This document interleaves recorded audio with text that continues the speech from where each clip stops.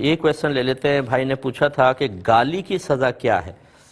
دیکھیں گالی آپ کیسے دے رہے ہیں؟ اگر آپ اکیلے میں بیٹھے بیٹھے گالی بک رہے ہیں تو یہ مکروہ تنزیہی ہوتی ہے. اچھا تو نہیں ہے زبان پہ خراب قسم کے کلمات لے کر آنا، لیکن یہ کلمات ہیں، صرف کلمات جو کسی بھی لینگویج کے اندر بیڈ لینگویج کہلاتی ہے، اور یہ کسی بھی زبان کے اندر ہے. مثلا آپ ڈکشنری پڑھ رہے ہیں اور اس میں گالیاں لکھی ہوں گی نا کہ اس گالی کا کیا مطلب ہوتا ہے، اس گالی کا کیا مطلب ہوتا ہے. اب آپ نے گالی پڑھی، پھر اس کا مطلب بولا. اب منہ سے گالی نکالنے سے یہ نہیں ہوگا کہ آپ گناہ گار ہو جائیں گے. یہ زیادہ سے زیادہ مکروہ تنزیہی ہے. اکیلے بیٹھے ہوئے بعض لوگ غصے میں آ کے ہوا کو گالی بک دی، دیوار کو گالی بک دی. یہ چونکہ کسی کی دل آزاری کا سبب نہیں بن رہی تو یہ مکروہ تنزیہی ہے، یعنی شریعت اس کو ناپسند کرے گی، لیکن آپ گناہ گار نہیں ہوں گے.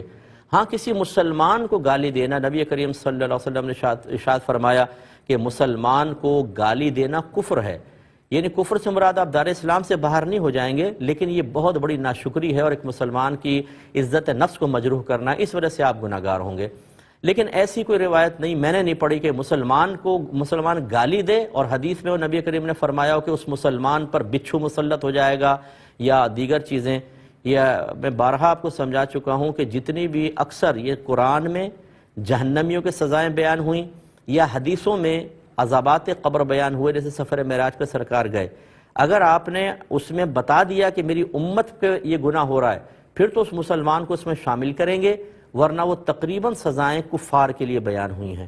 وہ اس زمانے میں قرآن نازل ہو رہا تھا جس زمانے میں سرکار نے سزاؤں کو بیان کیا، کفار تاکہ ڈر کر اسلام کی طرف مائل ہوں.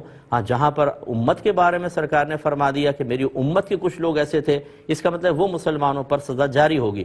لیکن گالی کے بارے میں کسی مستند حدیث میں نے نہیں دیکھا کہ مسلمان گالی بکے گا تو ایک بچھو اور زیادہ بکے گا تو کئی بچھو مسلط ہوں گے. لیکن بہرحال یہ بری چیز ہے، اجتناب کرنا چاہیے.